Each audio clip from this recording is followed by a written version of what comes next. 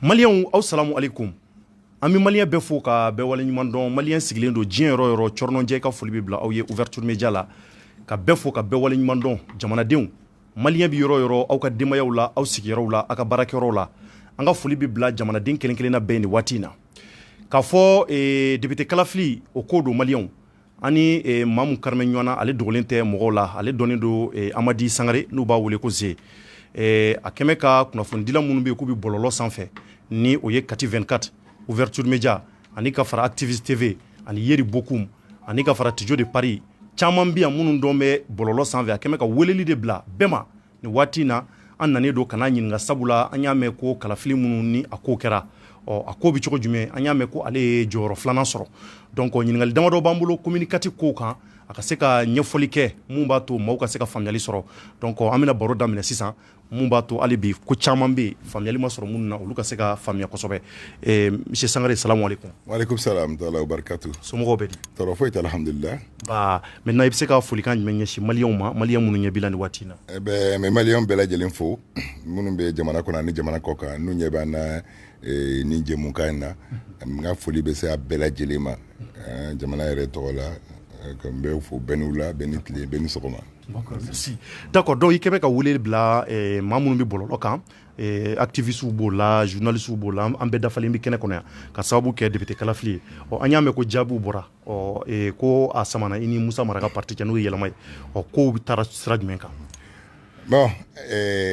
n y'a ye cogo min na a nana o cogoya kelen na différence fitinin kɛra la jatew kɔnɔna na an tun ye mɔgɔ 29 de ye liste kan donc n'hakili la ala belebeleba tun ye Musa Mara comme a y'a fɔ cogo min na RPM ani ADEMA ani UDD n'o ka cɛbɔ ye ani PSDA alors donc nin saba kun ka girin kosɛbɛ bon tɔw fana fanga b'u fana na warakaw fana na parce que n'i porté candidat c'est que jɔyɔrɔ b'i la sigida kɔnɔna na alors donc ni mɔgɔ 29 don liste 29 tilali bɛ kɛ ko mɔgɔ kelen ka tɛmɛ yɔrɔnin kelen na ten a ka gɛlɛn fo ni tɔw y'u sen bɔ ka to mɔgɔ fila ni ɲɔgɔn cɛ alors donc résultat bi bɔra yɛlɛma kɛra fɔlɔ ye UDD PSDA ni n'o o cɛbɔ ye donc ne kɛra filanan ye RPM ni ADEMA o éditeur ye olu kɛra sabanan ye voilà résultat nana o cogo jaabiw nana o cogoya la ten voilà bɛn ni i baara lajɛ baara kɛcogo lajɛ n ka baara binnen ma dala ni segin a kun tɛ kɛ ko fila kɛko kelen don a cogo ka nɔgɔn ne ni minnu bɛ ɲɔgɔn na yɛrɛ b'a fɔ ma fadenw an ka kɛ ten n'o ye yɛlɛma ye alors n'olu de bɛ ɲɔgɔn na olu ye principal ye mais tɔ ninnu ye ne teriw de RPM ADEMA ne teriw don ASMA ye ne teriw ye parti tɔ ninnu fɛn bɛ yen a caman ye ne teriw ye n kɔ kɛ ɲɔgɔn don donc olu ni ne jɛra ka voix de tila ni ɲɔgɔn cɛ parce que an ka mɔgɔw bɛɛ i n'a fɔ kelen ye y'a ye bon donc voix tilala ni n'u cɛ ni ou bien olu de tun bɛ na n terima yɔrɔ RPM ni ADEMA olu bɛ na ni ne tɛ yen ne ka voix bɛɛ bɛ k'olu ta ye ou bien ni ASMA de don ni ne tɛ yen ni RPM ADEMA tɛ yen a bɛɛ bɛ fara ASMA kan mais olu y'u ta de ta tɔ in bɛɛ ne ta tilalen ni n yɛrɛ teriw ni ɲɔgɔn cɛ ou bien n teriw ta tilalen n'u ni ɲɔgɔn cɛ y'a sinon an ye mun fɔ o jɛlen don quoi. Ok a ti tɛmɛ o kan d'accord monsieur Sangare maintenant bɛɛ b'a dɔn k'a fɔ Bamakɔ kɔnɔ yan sigida 4nan kun ka gɛlɛn kosɛbɛ n'i ye sigida fɔlɔ ta 2nan 3nan 4nan 5nan fo 6nan i bɛna ye k'a fɔ 4nan de tun bɛ Bamakɔ ka bɛɛ da kɔnɔ k'a fɔ cɛgɛlɛnw bɛ sigida 4nan na minnu bɛna tere sama ɲɔgɔn na parce que k'a dɔn k'a fɔ maa minnu jɔyɔrɔ ka wasabulon kɔnɔ bon an y'a ye komi i da sera Musa Mara ka parti ma n'o ye yɛlɛma ye ka fara e yɛrɛ kan ani ADEMA mɔgɔ ni RPM a kɔni danna e ni yɛlɛma mɔgɔ de cɛ nin waati in na e sera ka place filanan sɔrɔ cogo o b'a jira k'a fɔ i delila ka baaraba dɔw kɛ sigida in kɔnɔ ka tɛmɛ wa. Ben ne ye baara caman de kɛ sigida in kɔnɔ ne ma dala ni candidat tɛ yen maire tɛ yen ka tɛmɛ député tɛ yen ka tɛmɛ ko min ye baara kɛ n m'a fɔ n fa filanw dɛ t'olu ta olu ka histoire bɛɛ dɔn kosɛbɛ mais an ka temps récent kɔnɔ tuma laban ninnu na ne ɲɛ tɛ o mɔgɔ la min ye baara kɛ sigida in kɔnɔ ka ne Hamadi Sangare bɔ parce que ne tɛ ma deli ka kɛ élu ye ma deli ka kɛ maire ye n tɛ gouvernement baarakɛla ye mais n ka sigida ka di n ye n ye baara caman de kɛ sigida kɔnɔ o de seriyara donc jama bɛ ne nɔfɛ u b'a dɔn n bɛ sɛbɛ de kɛ n bɛ baara de kɛ kuma caman ninnu tɛ ne fɛlaba ye yɛrɛ fɛn ninnu tɛ n fɛlaba ye ka bɔ caméraw ni fɛnw na n tɛ sɔn a ma me bara mun kɛ n b'a kɛ n bɛ tɛmɛ n bɛ ɲinɛ a kɔ yɛrɛ donc jama de y'a ye n ka baara kelen ka ca u yɛrɛ y'a papiyew dilan la ka fɛ a tɛ se ka kun papiye kaye kelen kɔnɔ yɛrɛ bon voilà donc n ye baara caman de kɛ sigida kɔnɔ o de la ni n ka sigida denw bɛnnen don et puis ne ni bɛɛ bɛnnen don fɛn y'o de ye ne ye commune 4 den ka den yɛrɛ de n ka fɛn bɛɛ bɛ commune 4 kɔnɔ yan ne commune 4 denw de b'a fɔ n ye n ka jɛkulu dilan ka denmisɛnninw de ta k'u fara n kan ka denmisɛnninw pour que ka sira ɲuman don u kɔrɔ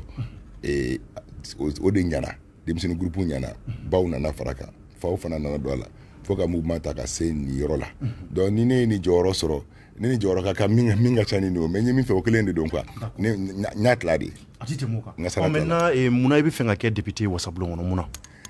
i b'a dɔn n'i ye i bila denmisɛnninw ɲɛma k'i bila sigida ɲɛma ka nin wale sugu kɛ n tɛ jɔ ne b'a kɛ n bɛ continuer ka taga parce que n tagabolo don n ka sigida de don n b'a fɔ n'i ye fɛn k'i ka sigida kɔnɔ i ka nin waso na i waso fɛn tɛ i y'a k'i yɛrɛ de hein? Alors donc ni ye ka wasadenya ɲini c'est pour ka dɔ fara n ka baara kelen ninnu kan n bɛ mun kɛ o bɛ continuer dɛ baɲumankɛ yɔrɔ caman bɛ sigida in kɔnɔ n b'a caman dɔn mais ni sigida mara taara di tuguni mɔgɔ min bɛ deli ka baara kɛ ka kɔrɔ a bɛ se ka taa sigida mɔgɔw ka hakɛ wɛrɛw ɲini fan wɛrɛ fɛ ka n'a fara a yɛrɛ ka baara kelen kan ani baɲumankɛ wɛrɛw minnu bɛ baara kelen min kɛ ani ka denmisɛnninw fara ɲɔgɔn kan baara kɔnɔna na ka sigida yɛrɛ denw fara ɲɔgɔn baara kɔnɔ parce que min fɔ mɔgɔw ye a b'u kɔnɔ ko député kɔrɔ k'i bɛ taa warimugu de cɛ ka na don baara la fana o tɛ o relation ko dɔrɔn de don i ni mɔgɔ minnu baara bɛ di minnu ma i bɛ se ka mun tɛna k'u tigɛ kɔnɔ ka se i ka sigida ma i bɛ se ka sigida ka hakɛ minnu sama ka se n'a ye o de ko don o ye fɔlɔ ye filanan yɛrɛ min ye fɔlɔfɔlɔ yɛrɛ min yɛrɛ kan kɛ fɔlɔfɔlɔ yɛrɛ o ye force intrinsèque tubabu b'a fɔ ten an yɛrɛ ka sigida denw fanga mun b'u la parce que i bɛ association caman ye u bɛ carré nettoyer ni fɛnw kɛ yɔrɔ baaraw k'u yɛrɛ u jolidiw kɛ u bɛ taa ɲamaw cɛ u bɛ taa fɛn caman organiser mɔgɔ dumuni ɲini ka taa di mɔgɔw ma m'olu ye association de ye n'i y'olu organiser ka ɲɛ o caman de bɛ yan récépissé caman de b'u bolo n'i y'o organiser ka ɲɛ i bɛ se k'i ka sigida saniya tɛk i bɛ se k'i ka dɛmɛ caman di pour que hɛrɛ minnu bɛ sigida kɔnɔ hɛrɛ ka tila ka ɲa ka bɛn sigida yɔrɔw ma bɛn me ka min fɔ la o bɛ bɛn n'a fɔ n ka sigida commune 4 ka hakɛ ma mais i bɛ tila k'o de bonya ka taa n'a ye jamana ka hauteur la parce que ni député i bɛ ta yɔrɔ dɔ la i y'o yɔrɔ député mais n'i taara ka ban i ye jamana yɛrɛ bɛɛ de ka député mais ni mɔgɔ min ma se k'a ka sigida dilan o tɛ se ka jamana dilan dɛ n'i ma se ka sigida dilan i tɛ se ka jamana dilan donc minnu ma se ka sigida dilan n'u ko b'o jamana dilan de fɛ u bɛ sɛgɛn nin cogo sugu de la voilà a ti tɛmɛ o kan d'accord donc o b'a yira k'a fɔ i ka kɛ wasaden kun b'a la parce que i delila ka baara kɛ sigida la ka tɛmɛ i ni sigidala mɔgɔw fana gɛrɛmɛ ɲɔgɔn na d'accord donc o ɲɛna maintenant an bɛ fɛ k'a dɔn komi deuxième tour sera o b'a yira k'a fɔ i ni yɛlɛma mɔgɔw bɛna telen sari ɲɔgɔn na ni maa mun sera ka ɲɔgɔn bɛ donc o b'a yira o de bɛ taa wasabulon kɔnɔ ka taa commune 4 mɔgɔw ka t'u représenter donc o b'a yira ko in a tɛna nɔgɔya parce que yɛlɛma mɔgɔw fana b'a la k'olu fana ye caman kɛ e fana ko k'i ye caman kɛ donc an bɛ fɛ k'a dɔn n'i taara wasabulon kɔnɔ e bɛna mun de kɛ sisan commune 4 mɔgɔw ye c'est à dire que i ka baara fɔlɔ bɛna kɛ mun ye k'u lanisɔndiya bon i b'a dɔn n'i taara wasabulon kɔnɔ n b'o de fɔ mɔgɔw ye ne tɛ kalontigɛ kuma ninnu mɔgɔ trompe kuma ninnu tɛ ne tagabolo ye quoi n y'a fɔ bɛɛ ye wasadenbulon kɔnɔna na wari foyi dalen tɛ yen budget tɛ wasaden bolo y a pas de budget ye ministre directeur de service ani e yɛrɛ min b'i kun i ka programme kɛ o de kan parce que budget b'i bolo budget tɛ wasaden bolo k'i bɛna ta n bɛna don n ka commune na n b'a kɛ tan o ko tɛ o fɛɛrɛ jumɛn b'e bolo ka commune bɔ ɲɔgɔn na olu de ko don donc ne tagala olu bɛ mun kɛ k'o ye projet ye ko ni an ka projet de société an bɛna kɛ tan ne b'o de kɛla don o don ne tagabolo de y'o ye déjà o ye ne taabolo kɔrɔ ye donc maintenant n bɛ hakɛ dɔrɔn de fɔ c'est à dire sigida kɔrɔ hakɛ de bɛ yen jamana ka hɛrɛw bɛ tila de jamana selekew ni ɲɔgɔn cɛ e k'i jija dɔrɔn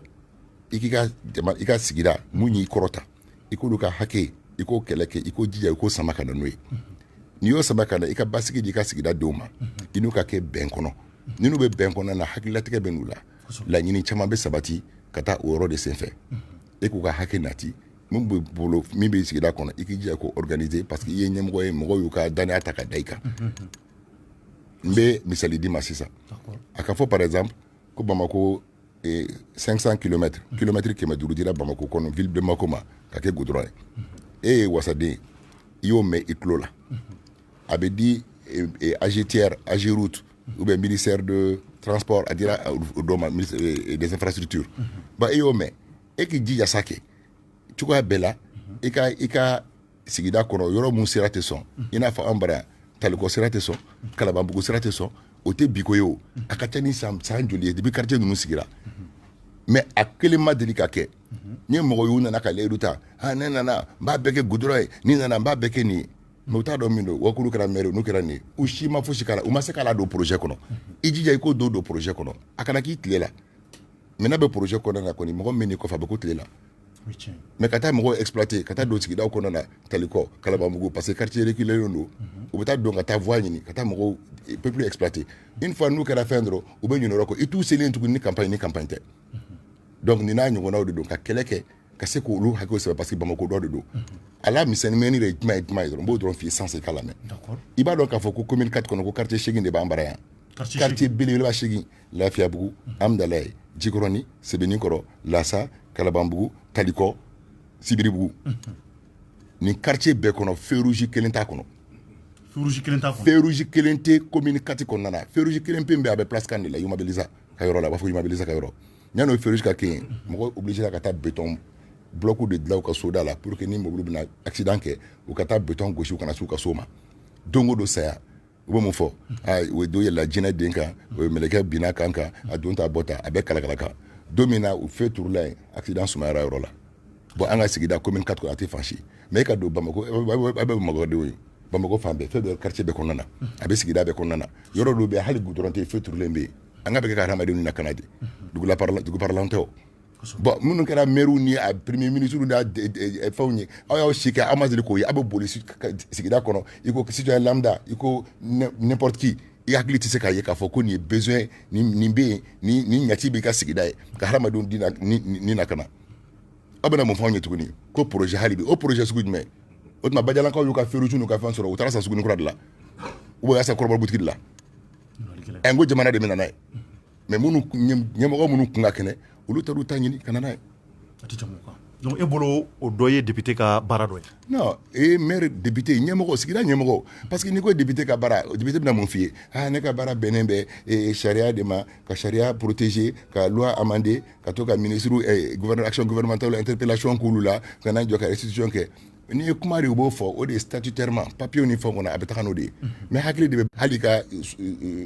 baarakɛla ni carte b'a bolo i mago b'o bɛɛ lajɛlen na o donc o kɔrɔ ye mun ye pour que olu ka hakɛ i k'olu ka hakɛ sabati bon donc n'i y'a fɔ dɔ b'a fɔ non o ye maire ka baara de o ye nin ka bɛɛ maire député et autres aw de ye ɲɛmɔgɔ ye aw bɛ baara kɛ en synergie en symbiose aw bɛ hakilinaw falen aw bɛ sababu ni fɛnw ɲini ka da aw ka sigida kɔnɔ ka sigida kisi donc n'i ye député ni maire tɛ ka se k'o baara kɛ député i jɔ i jɔyɔrɔ la i ka mankan wuli a reproche kɛ maire la i bɛ ministre interpellé i bɛ action gouvernementale min interpellé cogo min na i jija i ka maire fana interpellé o cogo la ka se ka baara kɛ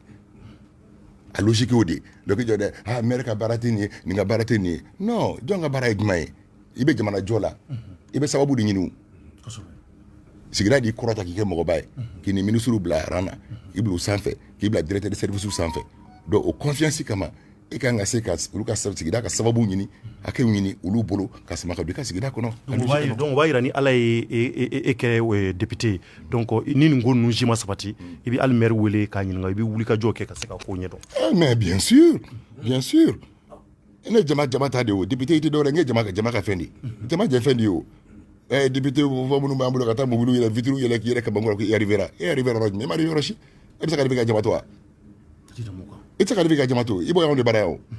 o ye forme classique fɔlɔfɔlɔ tagabolo ninnu de y'olu ye an bɔra olu kɔrɔ sisan maliyɛn den ɲɛ yɛlɛlen bɛɛ ɲɛ yɛlɛlen don n'i ma min kɛ a sigida a tɛ sɔrɔ taa commune tɔw la kɛ i b'a sugu bɛɛ ye u b'a ko bɛɛ kɛ ka hɛrɛ sama ka don u ka sigida kɔnɔ a bɛ bɔ député ni maire u bɛ baara kɛ ɲɔgɔn fɛ u b'a hakilina baara u bɛ fɛnw sama ka don u bɛ projet sama ka don financement b'o diɲɛ fan o fɛ u bɛ ko bɛɛ kɛ u ka sigida ka fɛn sɔrɔ la u ka groupement ni famille k'u ka hɛrɛ n'u ka fɛn sɔrɔ c'est aussi simple que ça donc n'i y'a faamuya misi Sangare o b'a yira k'a fɔ i ka sigida mɔgɔw i b'u ka degun dɔn mais n bɛ n ka sigida mɔgɔw degun dɔn parce que ne bɛ en contact très étroit tubabukan na fɔ ten ni u bɛ gɛrɛlen ɲɔgɔn na de d'abord n'u bɛ en phase parce que n bɛ don u kan u bɛ don n kan ne ka daw yɛlɛlen don tuma bɛɛ donc n donna togoda a bɛɛ kɔnɔna na n ka sigida fan bɛɛ n b'u dɔn n b'u groupement dɔn n b'u balo cogo dɔn fɛn problème mun la n b'a dɔn n'u bɛ jɛ ka caman ɲɛnabɔ ɲɔgɔn fɛ ne taga bolo de y'o ye o tɛ bi ko ye dɛ parce que ne ye association ɲɛmɔgɔ de ye fɔlɔ n ka association tɔgɔ association jeunesse et alternance donc ni sigida denw de bɛ ɲɔgɔn bolo n'i bɛ gɛrɛ la i bɛ gɛrɛ u la u b'a fɔ e ka k'i bɛna dɔ sen furakɛ o b'a vraiment kala ɲɛla a taa ni bɛnkɛ bara ne fana bɛ taa ni bɛnkɛ bara u bɛ taa kala b'i ɲɛla i y'a ye i ni sigida mɔgɔ bɛ kala ɲɔgɔn na ten o k'a sɔrɔ bɛ gɛrɛ u la donc ne tɛ mɔgɔ ye ko min bɛ n yɛrɛ filɛ sanfɛ ne ni sigida denw bɛ bɛnnen n bɛ wo kɔnɔna bɛɛ la n bɛ te min denmisɛnninw fɛ n bɛ taa musokɔrɔbaw bara n bɛ taa cɛkɔrɔbaw bara n tagabolo de y'o ye quoi ne ta tɛ ko forcer ko parce que vote sera n bɛ taa yala mɔgɔ da la assalamu alaikum n nana sera aw ka misiri la a taara ta a bɔra ta non que Dieu m'en garde ala k'an kisi olu ma quoi. D'accord, donc o b'a yira n'i kɛra député i tɛ n'o baara dabila tari mɔgɔ bɛ n'u ye parce que an b'a ye caman mana wuli ka jɔ kɛ ka se ka députéya ninnu ɲini ani miiriya ni jamanadenw wulila ka se ka aw kɛ a ye i b'a sɔrɔ u bɛ tunu i t'u ye i ɲɛ yɛrɛ la tari ta tɛna kɛ ten. non u tunu kun da u bɛ taa kalon de tigɛ ko kalon kɔ labila ye ɲɔgɔn na fili ye n'i taara kalon tigɛ mɔgɔw ye ka taa n bɛna ka sira dilan n bɛ taa denw de ekɔli la i bɛ tɛgɛ da kuranɛ kan k'i kale n bɛ n kale kuranɛ la n jɛra n ka sara kɔ san 5 a don ta bɔ ta n'i donna olu la i bɛ boli i bɛ dogo kɛ mais n'i bɛ kuma franc jeu i ka population fɛ i n'u bɛ kuma aw bɛ ɲɔgɔn kan aw bɛ ɲɔgɔn tiɲɛ fɔ ɲɔgɔn ye i bɛ dogo kun olu de ye e sugandi e bɛ tɛgɛ ka sigida denw to a caman bɛ don o b'a sɔrɔ dɔw bɛ yɔrɔ la u tɛ si yen yɛrɛ u bɛ si quartier wɛrɛ kɔnɔ olu bɛ se ka o manamana ko kɛ mɔgɔw la kɛ e tɛ se ka balo mɔgɔw kɔ problème o de o n'i tɛ se ka balo mɔgɔw kɔ parce que i ni hadamadenw ka dege de tubabu baara député tɛ taa ten dɛ i tɛ taa k'i to valise kɔnɔ député fo k'a dɔn k'i ye walew ni walew de la ka dɔn i bɔra yɔrɔ min na i baara ye cogo min tubabu b'i ta ten de anw de bɔra b'a fɔ a ye karisa to yen a ka kɛ député pour a fana ka dɔɔni sɔrɔ ne bɛ mɔgɔ dɔ n'i ko b'i kali n jara n ka sara kɔ o kɔrɔ e b'a dɔn député sara yɛrɛ min ye ne taara député sara min ye walahi ala ne t'a dɔn député sara min ye a tɛ ɲɛ sira la o non n b'a dɔn sara dɔ bɛ yen o baara o baara i b'a kɛ i bɛ wɔsi ta i sara don mais ne tɛ ka calcul basé len to kan n ka calcul basé to kan parce que ne tɛ gouvernement baara kɛ ne ye opérateur économique ye fɔlɔfɔlɔ o ye filanan kɔni b'a dɔn baara foyi tɛ diɲɛ kɔnɔ k'i b'a kɛ i sara sɔrɔ a la mais ni ne ka calcul kɛra ko n bɛ député sara o kuma t'a fɔ n jɛra ko n ma ja kɔ n bɛ nin di nin ma n bɛ nin kɛ tan o kɔrɔ n bɛ ka calcul de kɛ o ka hali bi ne bɛ n ka jama de kɔ fɔlɔ n bɛ se ka baara mun kɛ n ka sigida ye i n'a fɔ n bɛ ka baara mun kɛ ka tɛmɛ n bɛ se ka n ka sigida organiser cogo min na ka se ka denmisɛnninw ka engouement d'u la ka fɛn d'u la u ka wuli ka baara kɛ sigida ye ka dɔn k'a fɔ ko sigida den de bɛ sigida dilan mais sigida t'a den dilan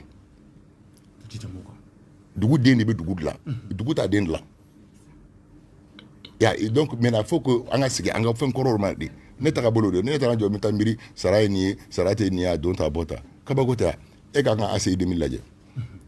ACI 2000 mun filɛ nin ye a bɛ nin sigida in kɛ sigida nafa bɛ sigida min na ka tɛmɛ sigida bɛɛ kan banque bɛɛ b'a kɔnɔ Mali banque ɲɛnama b'a kɔnɔ hôtel ba bɛɛ b'a kɔnɔ tiɲɛ tɛ assurance bɛɛ b'a kɔnɔ société de téléphone Orange Malitel Telecel a bɛɛ bɛ anw ka sigida in de kɔnɔna na commune 4 kɔnɔna na mais a nafa kelen tɛ commune 4 denw ye cogo jumɛn n ko hali ala ma taa yɔrɔ jɔsi an ka musow t'a sɔrɔ a kɔnɔ mɔgɔw bɛ bɔ selikɛ yɔrɔ de la commune yɔrɔ de la ka na yɔrɔ jɔsi kɛ an ka sigida kɔnɔna na stage tɛ di an denw ma an ka sigida denw ma bourse tɛ d'u ma u tɛ taa baara la donc ninnu bɛna ka don dɔrɔn an ka sigida kɔnɔ ka baara kɛ ka tila ka taa jamana ye bɛɛ jɛ n k'a fɔ ka perepere latigɛ kosɛbɛ mais n'i ka usine dilan yɔrɔ dɔ la fɛn dɔ bɛ yen hakili yɛrɛ b'o fɔ droit de sol i bɛ sigi yɔrɔ min na olu gasi ani u ka hakɛli o hakɛni d'olu ma sa donc mais ni mɔgɔ tɛ jama ɲɛma jama mun a 80% a ma kalan e b'a dɔn an ka jamana yɛrɛ bɛɛ bɛ ten bon ni ɲɛmɔgɔ ɲɛnama tɛ yen ko hakɛ ninnu ɲini k'o se sigida ma i b'a dɔn gɛlɛya b'a la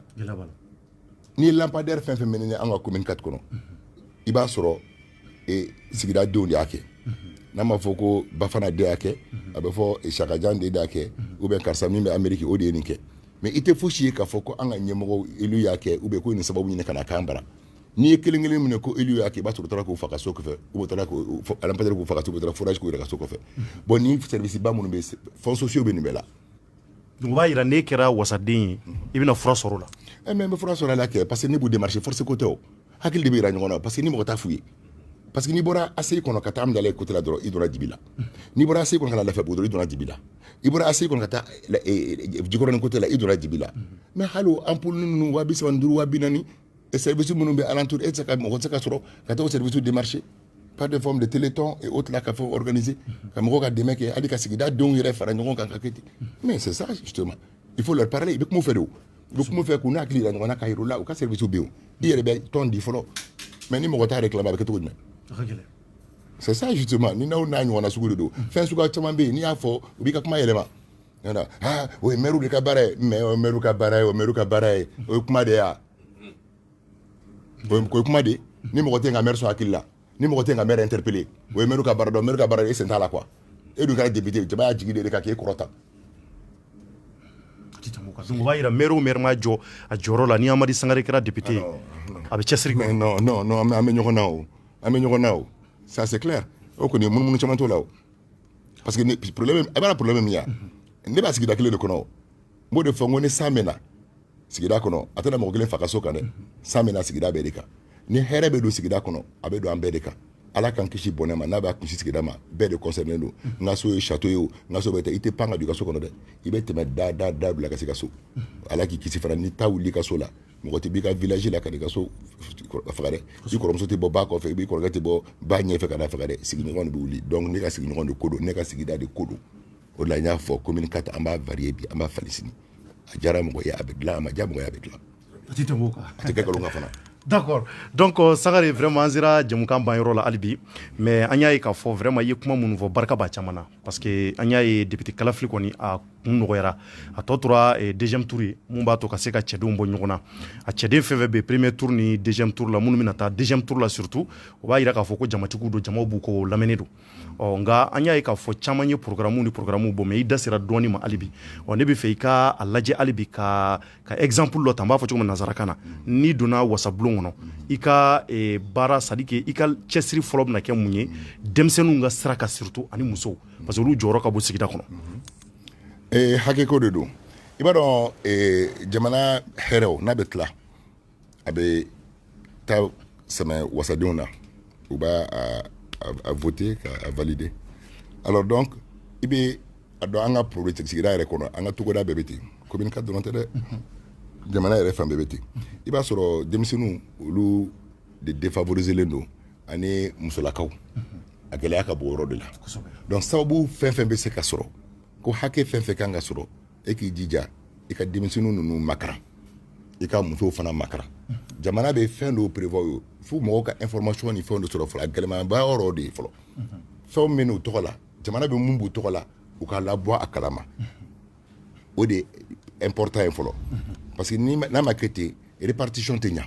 i bɛna sɔrɔ sigida dɔ mɔgɔw b'a bɛɛ cɛ ka député dɔ to sunɔgɔ la u tɛ bɔ a kalama fɛn mun nana fɛn mun décidera u ka sigida mɔgɔw tɔgɔ la u ka sigida mɔgɔ hakɛ ye mun ye n b'a exemple sugu caman di a ka kɛ dɔrɔn e yɛrɛ e ka dɛmɛ kɛ dɔrɔn ko n ye dɛmɛ kɛ Mali musow ye dɛmɛ bɔra diɲɛ fan fɛ ka na don wasadenw bɔra kalama mais i m'a fɔ Kɔlɔnjɛba i m'a fɔ Kɔɲankari i m'a fɔ Gawo i ko Mali musow e ye député ye commune 4 député par exemple e y'a mɛn ko nin nana muso tɔgɔ la n ko muso b'e fana bara n'a na ko banabaatɔ ko muso banabaatɔ b'i bara n'a na ko cɛ banabaatɔ ko dɔ b'i fana bara i jija o yɔrɔ la ani jamana bɛ hakɛ mun bɔ olu de don ni mɔgɔ mɔgɔ tora ka jɔn dɛ ni n kɛra programme n bɛna kɛ tan ne tɛ don o la mɔgɔ fɛ o ne bɛ wale mun kɛ o wale ka taga n ko n bɛ taa sigida ka hakɛ dun nɔfɛ n bɛ taa jamana ka intérêt défend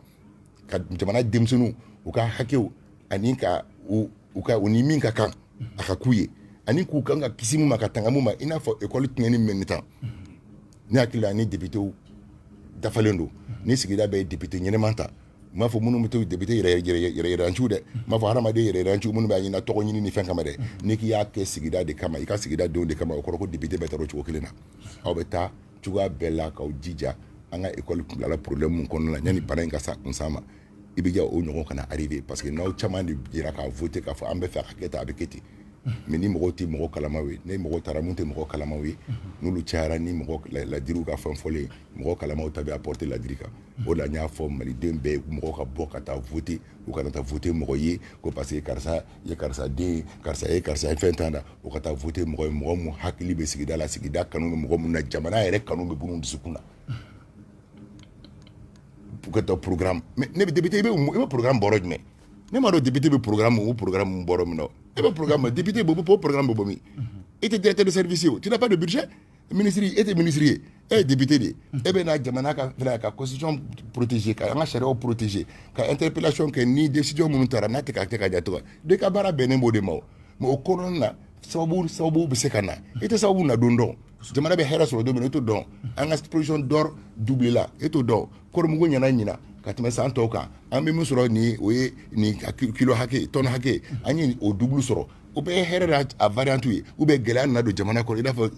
gɛlɛya sugu dɔ jamana donc e bɛ taa mun programme ni fɛn la i k'i miiri dɔrɔn i ka sigida la i k'i ka sigida ka hakɛ défend ka yɛrɛ k'a fɔ i ka sigida do tout en défendant l'intérêt national jamana bɛɛ de ko don donc o tɛ ne ka projet i ka projet kan k'i taga bolo ni bɛ fɛ ka kɛ député o c'est ça la réalité. D'accord, sigida naani n'a denmisɛnninw cɛkɔrɔbaw musokɔrɔbaw u bɛ se ka da zi la wa n'a kɛra député u dalen no zi la ko samugayiri wɔlɔfɔw ko ten k'i tɛ se k'o bolo tile i bɛ fɛ ka tigɛ de samugayiri i tɛ se k'o bolo tile i bɛ fɛ ka tigɛ de o kɔrɔ ye mun ye zi taga cogo y'a taga bolo de denmisɛnninw zi la solution denmisɛnninw y'a dana zi la solution parce que n bɛ ɲɛsin n ka sigida de ma ni ye hɛrɛ mun sɔrɔ n b'a ɲɛsin n ka sigida ma ko ni ye saga sira o la bi ɲimi ye de donc i m'o daminɛ bi non bi ko tɛ o ne ta ye n tagabolo de ye ko n bɛ k'a fɛ olu ka projet ye ne ka quotidien olu ka projet o ne tagabolo ye o bɛ ɲata fɛn mun na k'u bɛ taa mara ka taa kɛ ne b'a dɔn sigida la mɔgɔ mana wuli wari de b'a bolo a bɛ taa ka wari fili ta non o t'a faamuya o wari tɛ ne bolo je suis riche c'est pas vrai n b'a tila ni n ka sigiɲɔgɔn cɛ o de y'u dabali ban a ka bon hakili ma ekɔliso dilan b'o la misiri dɛmɛ b'o la musow dɛmɛni b'o la sira dilan b'o la furakɛliw b'o la musow former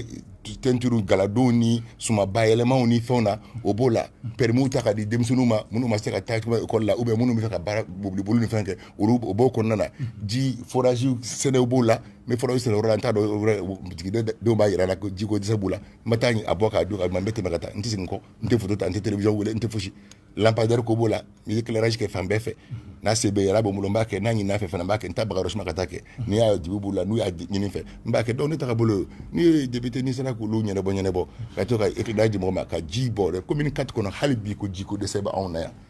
Lafiyabugu ji tɛ yen yɔrɔ dɔ la musow bɛ wuli 2 heures du matin ka so ni fɛnw ta ala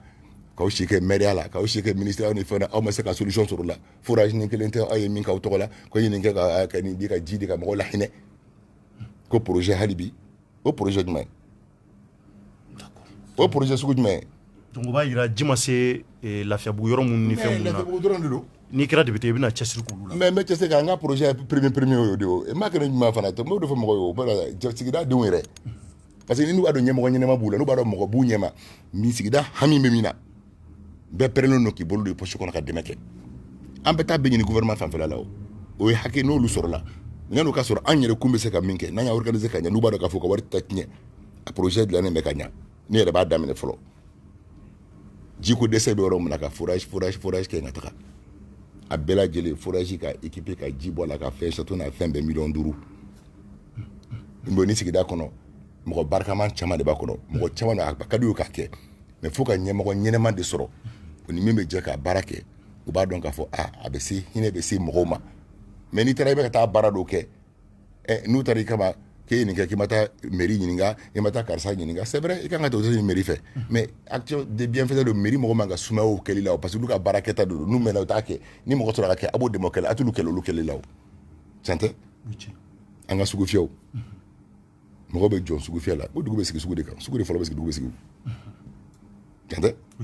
bon o sugu ninnu k'a tiɲɛ tɔli faralen bɛ jɔnniw kan n'an baw de don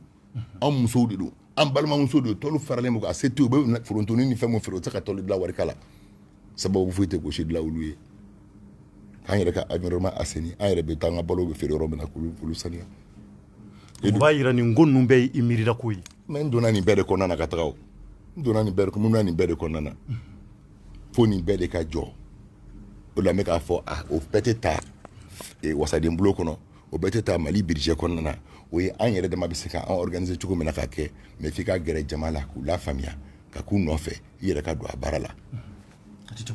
ni tubabu la ni poste baarakɛlaw ye grève kɛ maire b'a ka nɛgɛso ta ka mɔgɔw ka lettre k'a kɔnɔ ka taa mɔgɔw ka courrier di anw bara mairie bɛ ko patron député fana ko patron député patron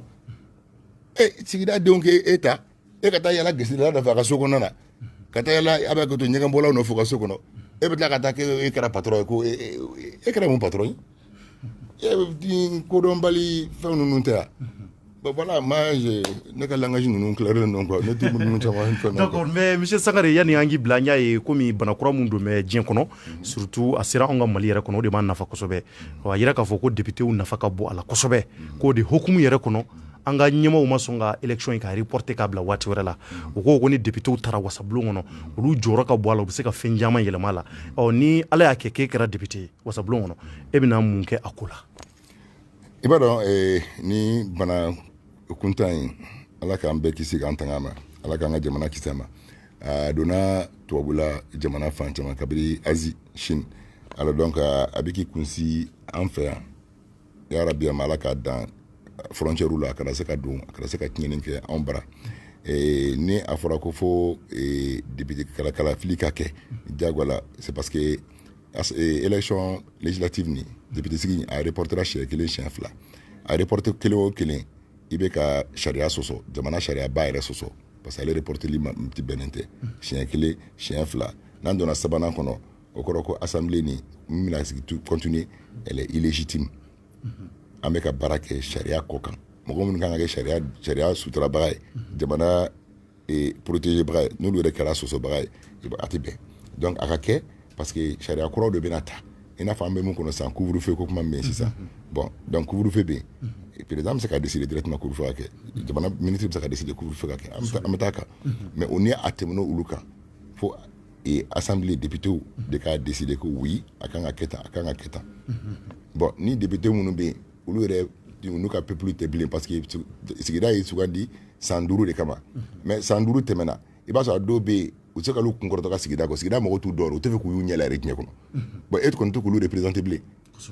i y'a faamuya donc f'a ka kuraya n'a kurayara sa olu bɛ na ka décision kura mun ta ka bana min bɛ k'an kunsi a ma u bɛ décision mun ta a ka ca ala fɛ ni sigida denw de y'u sugandi u bɛ tugu kɔ o la mais n'u dalen tɛ ɲɛmɔgɔ la u bɛ décision dɔ ta i b'a fɔ o de ma incivisme i b'a natɔla o de la banbagaciyaw ni comme bamanankan fɔ cogo min na fo kuntan tɛna kalabanciya fɔ na tingazɔya bɛɛ bɛ daminɛ parce que u dalen tɛ ɲɛmɔgɔ minnu bɛ yen u b'a fɔ ko u t'u yɛrɛ reconnaître olu la u tilala u ka kuma tɛmɛna u ka fɛn banna donc a jɔgɛlen bɛ jamana ɲɛmɔgɔ n'a ka mɔgɔ ma gouvernement ma u ka député kalafili kɛ joona pour que assemblée ka kuraya tagabolo ka falen. fɛn ka fɔ président kelen tɛ se ka a baaraw bɛɛ se a dan na tant que député ma fara kan. non tant que député ma fara kan a tɛ se ka baara bɛɛ kɛ parce que n'a baara dɔw bɛ yen a bɛ dan yɔrɔ dɔ la o n'a ka bɛ tɛmɛ dɔw kan dɔrɔn a bɛ kɛ tiɲɛni ye et puis ɲɛmɔgɔ fana ka bolo hɛrɛ Mali kɔnɔ tant que député bolo ma kuraya fo mɔgɔw k'u faamuya de n'a sera niveau dɔ ma hali ni dɛmɛ kan ka anw ye ka bɔ jamana wɛrɛ la tant que assemblée ma kuraya a ma k'a cogo la ten o fait légitime k'a fɔ ko assemblée halala don o mɔgɔ nafolo tɛ na dɛ.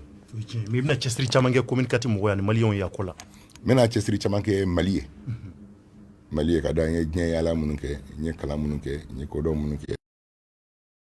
den bɛɛ parce que maliden bɛɛ kelen ne bolo mais n y'a fɔ n ko saga bɛ sɔrɔ n ka bin ɲimi donc ne ye communiquer den a ka da kan ni n ka caman kɛ n ka sigida kɔnɔna na mais surtout Mali yɛrɛ parce que an bɛɛ bɛ bɔ ka bɔ cadre kɔnɔ bɛɛ bɛ ka kɛ n'a fɔ n ka sigida commune 4 commune 4 commune 2 commune 3 non o dɔrɔn tɛ o fɛn fana b'a la a tɔgɔ Mali yɛrɛ de ko don parce que n'i kɛra député dɔrɔn i kɛra jamana yɛrɛ bɛɛ de ta ye fo mɔgɔw ka faamuyali kɛ ten de quoi. d'accord donc maintenant kɔrɔfɔlama jumɛn b'i bolo Bisi Amadi Sangare ka ɲɛsin maliyɛn cɛman ni musoman maliyɛn minnu b'i kɔnɔ ani minnu b'i kɔ kan ani sigida naaninan maaw. welewelelama min bolo k'a fɔ mɔgɔw ye bɛɛ ɲɛ b'a la réseaux sociaux kan a bɛ ka circuler mɔgɔ bɛ t'u jɔ ka taa vote san 1000 2000 an y'a caman ye commune 4 kɔnɔna na ni ye kumasuli ko ye ni ye kumasuli ko dan ye sigida mɔgɔw mago b'i la i mago bɛ sigida denw na ko dɔ ka kɛ tiɲɛ kan an bɛ fɛn wale minnu kɛlɛla a ma daga mɔgɔ dɔw la surtout n'i kɛra mɔgɔba ye ka se niveau dɔ la sigida kɔnɔ ka t'i jɔ hadamaden san na 1000 2000 ko ka taa kala fili e ye ni fɛn lahara jugubaw de ye donc a ka dabila olu n bɛ ala deli sigi vraiment ka n ka jamana mɔgɔw deli a kɛra Bamako ye a kɛra fan o fan ye mɔgɔw ka bɔ o fɛn kɔnɔna na parce que n'u ma bɔ a kɔnɔ u bɛ ka san 5 de feerela 1000 nɔfɛ wari min t'ali tile 2 k'u kɔrɔ e mana san 5 feere o kama i ye wale juguba kɛ an b'o de wale yela an b'u ye mɔgɔw minnu man ka ye hali vote kɔrɔ la u votelen kɔfɛ olu de bɛ t'u jɔ la ka wariw bɔr'u kun ka denmisɛnninw pousser ka bɔ ni mɔgɔw ye togoda wɛrɛw la kulikoro ni fɛnw na commune de Mandé la an ka commune 4 kana olu la voter diyagoya la ka u kuntanw ye ka t'u diya ka taa papier procuration kuntanw sɛbɛn a bɛ ban ka di dɔw ma a bɛ di dɔw ma n tɛna fɔ hali suw bɛ voter u bolo ko la ten non n'i k'i bɛ se ko la n'i ko ko sigida b'i fɛ ko de don ni sigida don b'i fɛ u bɛ taa vote kala fili i bɔlen tɛ ka taa waribadenw ni fɛnw na ka taa mɔgɔw fɛ parce que gɛlɛya bɛ minnu na ne taara kɛ hadamaden san ni fɛn ye k'o ye politique ye ne hakili la o ɲugun kan ka don i la quoi n'i bɛ fanga ɲini o sababu la o tɛ fɛn ɲɛnama ye quoi ne fɛ la bato ye donc n b'a ɲini malidenw bɛɛ lajɛlen ka fara u ka sɛbɛn a ma kojuguba de don o de b'a to u tila ka wuli dɔrɔn député ninnu u tɛ fosi ye u tɛ fosi ye parce que u tɛ fosi ye u y'aw san de a k'u ta donc a bɛ taa laban ten wari min bɔ u b'a fɔ k'u bɛ taa o récupérer aw ka hakɛ ɲini tuma la donc n b'o de fɔ bɛɛ k'i kɔlɔsi a yera réseau kan caman u bɛ voix sanna u tɛ dogo yɛrɛ u b'u jɔ ka wari bɔ 2000 2000 musow b'u n'u jɔ cɛw b'u n'u jɔ u b'a d'u ma ka taa nin ye maloyala ko ye quoi mɔgɔ minnu k'u bɛ politique dɔn mɔgɔ minnu ko an fɔrilen don an bɛ taa an tɛ ci ka t'u jɔ ni harabaya wale ninnu na ni fɛn cɛjugu ye quoi ni fɛn vraiment ni ye maloyala kow ye quoi voilà donc n b'o de fɔ bɛɛ ka bɔ ka taa kala fili a fili cogo la u diyaɲamɔgɔ ye min bɛ se k'u ka ci kɛ donc n'olu diyaɲamɔgɔ sugandi togodaw la u ka sigidaw la donc bɛɛ k'i diyaɲamɔgɔ sigi ko min bɛ se ka affaire kɛ n'olu ye ɲɔgɔn sɔrɔ assemblée kɔnɔna na o de ka ɲi jamana yɛrɛ kunturu ma mais minnu bɛ taa wari di ka taa voix san n'aw taara voter la n'olu taara assemblée kɔnɔ u tɛ taa u kunkan ko fɔ dɛ u bɛ t'u yɛrɛ ko de kɛ parce que u degelen bɛ ka taa jama san de donc u tɛ taa u ka hakɛ nɔfɛ. Merci beaucoup Sangare. Donc Maliens an bi aw fo ka wale ɲuman dɔn nin kun ye ni ani Monsieur Amadi Sangare ɲɔgɔn fɛ n'u b'a wele ko Zoe la solution donc ale kun bi député kalafili la premier tour mun tɛmɛna donc ani yɛlɛma de bi ɲɔgɔn fɛ sa olu de kan ka taa deuxième tour la ni waati na donc a kun ŋɛmɛ ka kunnafonidila minnu n'u bi bɔlɔlɔ sanfɛ k'u caman wele ni ka na ka se ka na kuma di ka fɛn fɔ an ye mun b'a to hali bi député kalafili mun ni a ka se ka kɛ hɛrɛ ani baden kɔnɔ donc an bɛ jamanaden bɛɛ fo ka bɛɛ wale ɲuman dɔn maliyɛn sigilen don diɲɛ yɔrɔ yɔrɔ an ka foli bɛ bila aw bɛɛ ye aw sigiyɔrɔw la donc an b'a fɔ hali bi jamana in ala k'a tanga ala k'an bɛn ni député ɲɛnamaw ye minnu bɛ ko mali hinɛ b'u la k'u bɛ maliyɛnw ka degun dɔn a k'an bɛn waati wɛrɛ. Merci.